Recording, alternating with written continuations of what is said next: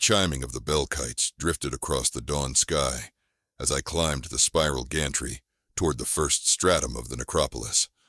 In the blue haze of morning, the floating graveyards, great iron-ribbed barges overgrown with salt grass, rocked gently, each one tethered to a cluster of shimmering balloons.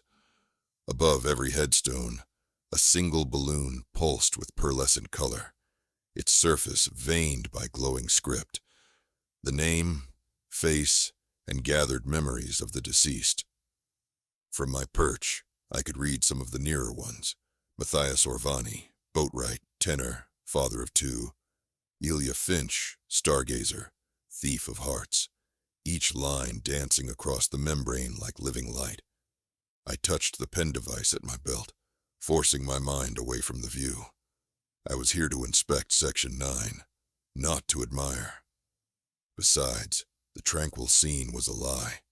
For weeks, rumors had spread of saboteurs sneaking into the upper tiers at night, nicking balloons with poisoned blades so thin the puncture couldn't be seen.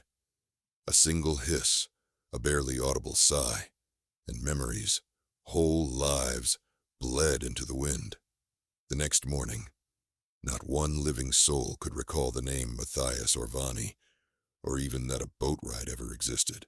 The saboteurs called themselves harvesters, because they sold oblivion by the kilogram. I tightened my gloves, the leather creaking. On the barge ahead, a cluster of caretakers hunched around a half-collapsed balloon whose glow sputtered like a dying lantern. They moved with desperate slowness, trying to massage sealant over the puncture before the thin skin lacerated further.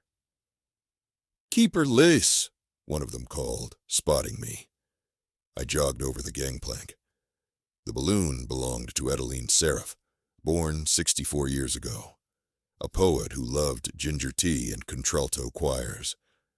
The script on her balloon flickered and skipped, as if forgetting how to spell itself. "Let me," I said. My voice sounded too loud in the hush. I slid my pen device open. A spray of nano-sealant hissed over the wound. It smoked and re-knit the skin, but I could already feel how fragile it was. Seconds, maybe a minute at best. "We're losing tension," the senior caretaker murmured, glancing at the memory gauge. "Pressure's down to 37 mils. Edeline's remaining memories streamed through my mind. Brushstrokes of seaside sunsets, the lull of her father's lullabies, the heartbeat of her first and only child.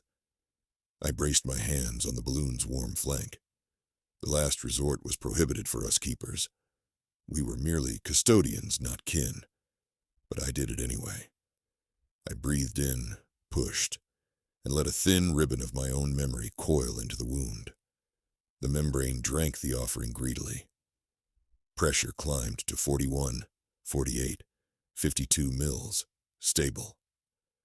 "You'll grieve that one day," the senior caretaker warned. "I already grieve every day," I replied, because my sister Mara's balloon floated just 3 rows south in Section 12.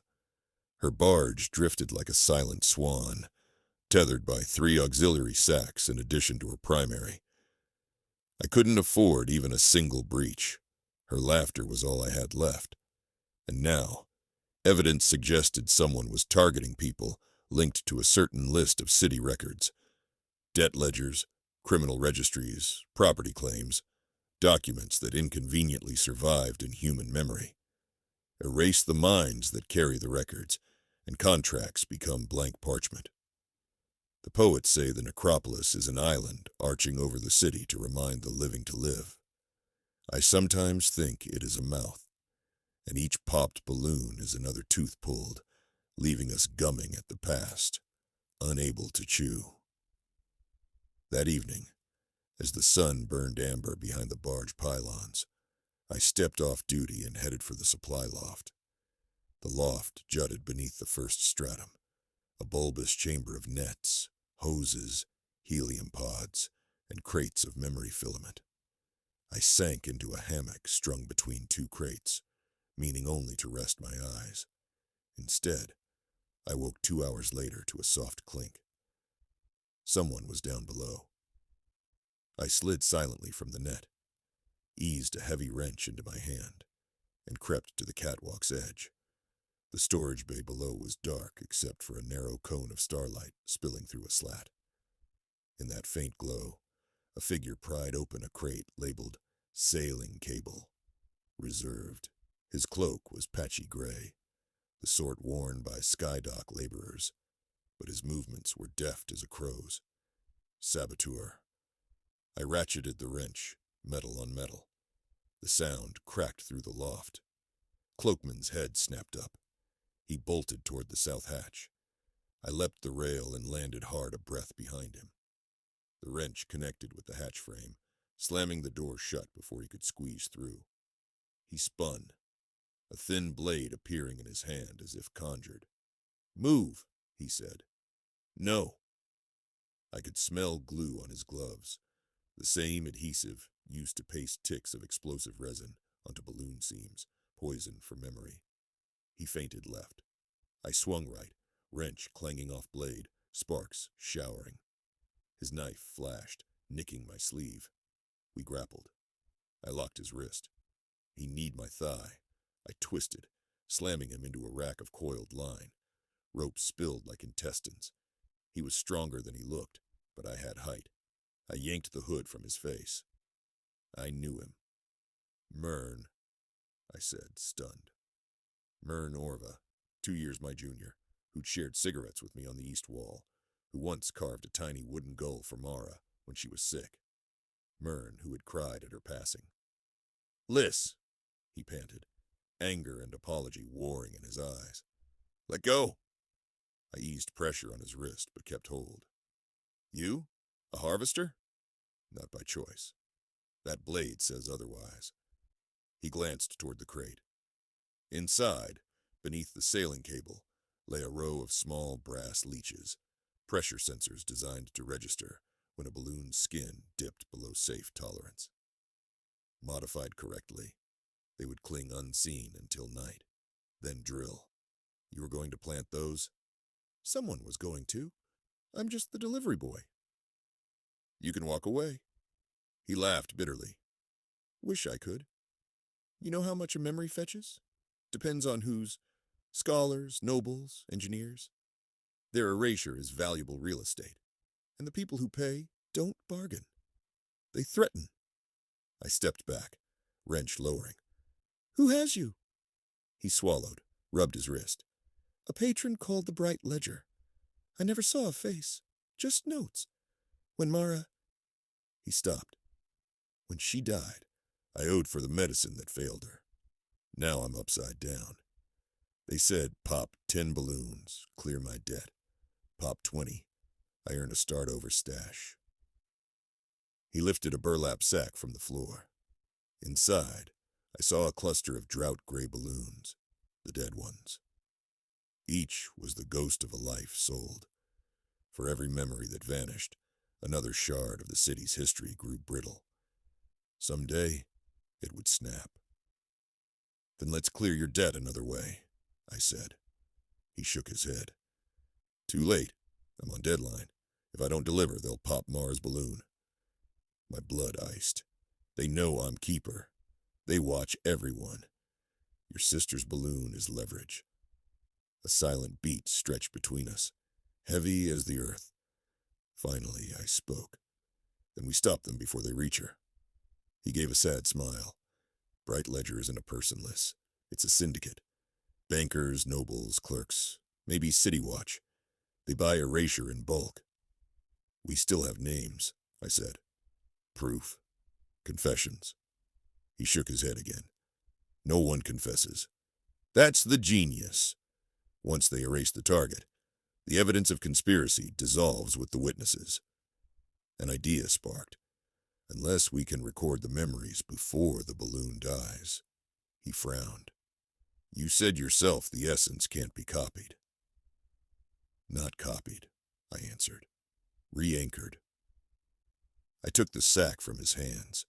The dead balloons were shriveled, but fragments of script still glimmered along their creases.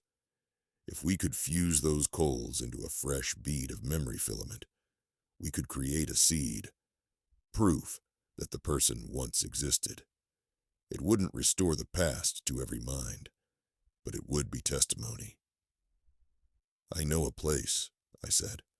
We spent the rest of the night descending the spiral gantry to the old archives, a stone labyrinth under the civic court where antiquarians cataloged scrolls about extinct birds and lost dialects. The archive's air smelled of dust and feather oil. Only one door remained guarded, the Chamber of Echoes, where experimental models of balloon technology were stored. I still carried a key from my internship. Inside, prototype balloons floated like sleeping moons, each tagged with disclaimers.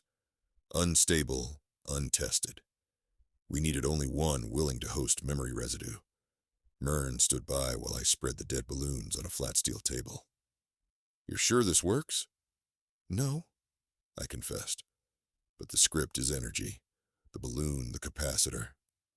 If we melt fragments together, fuse them onto a neutral lattice, the names won't vanish when bright ledger pops what's left above." "What about Mara?" The question hung like a hook in my chest. "First we end the harvesting," I said, because saying anything else might shatter my resolve. The procedure required heat. We lit an oxy lamp, fed helium from a cracked prototype into a glass crucible, and cut slivers of membrane from each dead balloon. The membrane curled and sparked, releasing smells of lilac, sea salt, gunmetal coffee. Echoes of the memories burned into them. With tweezers, we wove the slivers around a gold wire. The script bled across each piece, joining, knotting, until a singular text began to coalesce. We were, remember. Myrn exhaled. He looked both terrified and hopeful. It was 1:45. "Day shift will search for you," I said. "Take the prototype, hide until I call." "What about you?" "I'm going to the treasury decks. The bright ledger has to cash out somewhere, and the only place that converts memory shards into credit is the oligarch's exchange." Myrn's eyes widened. "That's suicide." "Then send flowers." I stuffed the fused fragment, our seed of evidence, into the lining of my coat and slipped away through the tunnels, surfacing at street level by first light. The city thrummed, all copper roofs and swooping rail cars. Above, the necropolis drifted like a crown. I considered which steward at the exchange might be rotten. Trades in oblivion require clerks who won't bat an eye when a deposit slip bears no name. That meant Matriarch Caris Belvay, third banker of the Chair of Keys. Her third cousin once funded the early harvester movement, if rumors were true. The exchange tower loomed 9 stories high, all stained glass and whisper corridors. I strode in wearing my keeper uniform. Guards nodded. No one suspects the dead's custodians. They assume we stay above with our balloons. At the archives ledger room, Matriarch Belvay's clerk, a thin man named Twill, raised an eyebrow. "Help you?" "Class C memory relay to deposit," I lied.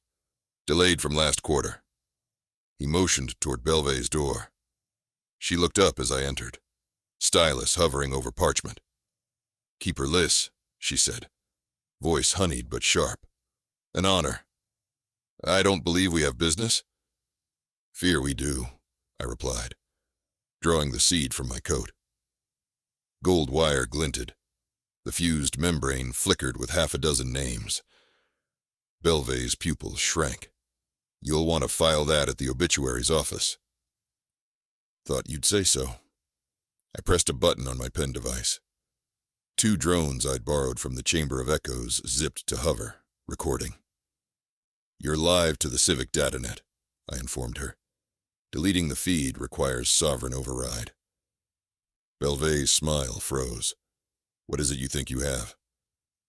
"Testimony. Names your syndicate erased. Varlo Mex, tax auditor. Junia Pell, compliance officer. Tav Bram, harbor regulator. Fascinating cluster, wouldn't you say? All individuals investigating your books.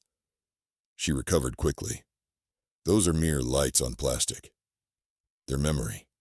Residual but admissible. Enough for a formal probe. And if I don't key in an all clear every hour, that feed goes public. Her stylus snapped between her fingers. What do you want? Call off the harvesters. Cancel every outstanding contract. Release all leverage balloons, including my sister's. A muscle pulsed once in her cheek. You love her that much? Mara gave me my first notebook, I said evenly. She's the reason I became keeper. Belvais rose. You've no idea how many hands sit at this table. I know yours does. I held out a comm slate. Sign a stay order. Then we talk restitution. A tense half-minute ticked. Finally, she tapped the slate. The stay order pinged the Necropolis control office, freezing all unsanctioned balloon adjustments. I sagged inwardly with relief, but something still felt wrong. In her compliance, I sensed calculation, as if she'd gambled and won. Then it hit me. A stay order prevented sabotage, yes, but only for balloons currently registered in the Necropolis. Harvesters could still strike unregistered ones, or those in transport. Mara's auxiliary sacks were pending recertification. They sat in the lower moorings, technically offline. Belvais followed my glance toward the tower windows. She knew I understood. Shouldn't Terry keep her? I bolted. Outside, the sky had thickened into pewter. The Necropolis drifted overhead, wreathed in storm clouds. I flagged a rail car, leapt aboard, and clung to its iron lip as it whined up the cable spine. Wind howled. Rain began to spit. Halfway up, sparks showered from a distant mooring. We were under attack already. I jumped off as the car reached the second stratum. Hull plating shuddered underfoot. Across the deck, two cloaked figures fitted detonation ticks to Mara's auxiliary sacks. One balloon already hissed, losing lift. "Mern!" I shouted into my comm bead. "Section 12, static answered. No time. I charged, swinging my pen device like a baton. The first harvester turned. I saw the familiar patchy cloak, Mern, but he wasn't alone. Beside him stood a tall woman with silver nails. Belvais' lieutenant.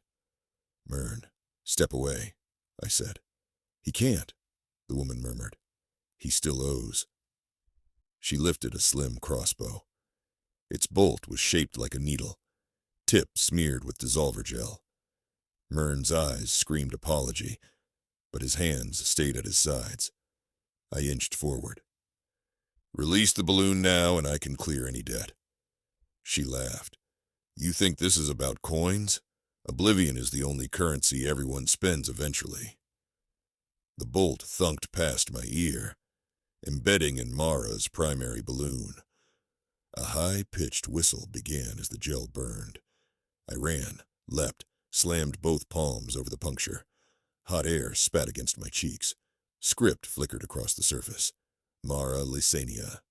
Dreamer. Dancer. Sister. Her laugh rang in my skull. The lieutenant loaded a second bolt. I couldn't seal the breach and fight. Then, a blur. Mern tackled the woman. Bolt fired wide, clattering off a bollard. They struggled.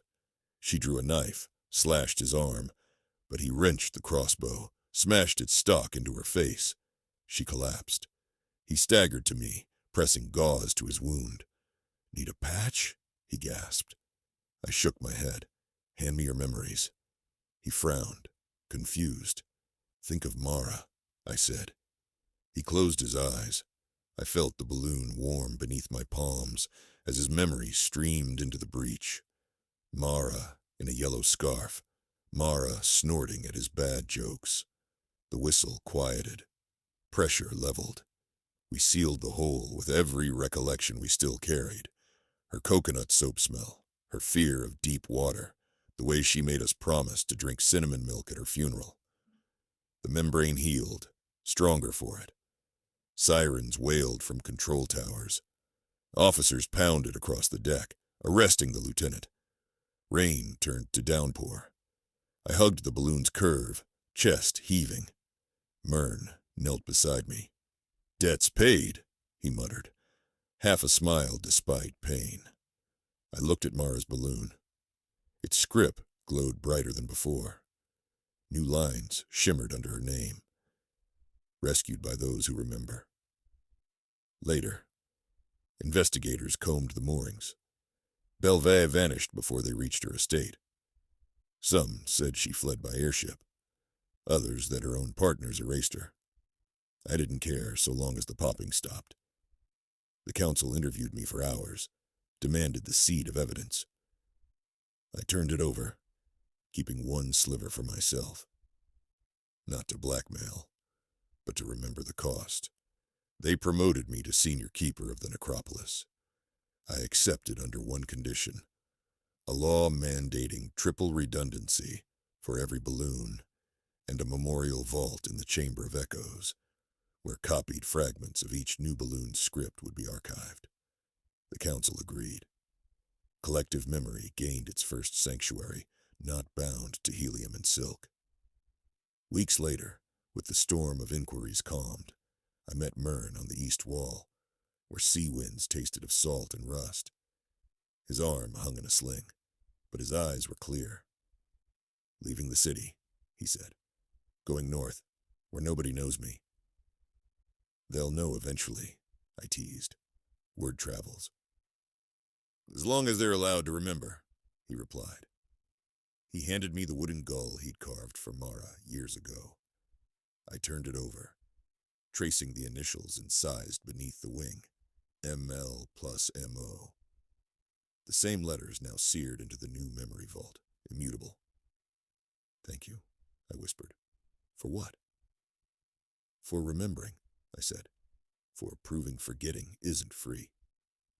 He smiled, touched the gull once more, and walked away along the parapet until the fog made him a shadow, one I knew I would never lose. I returned to the necropolis at sunset. The floating cemeteries drifted overhead, their balloons shining like constellations awakened. I found Mara's barge, lay on the deck, and watched her balloon bob against the darkening sky. She drifted, but she would not drift beyond us. Not anymore.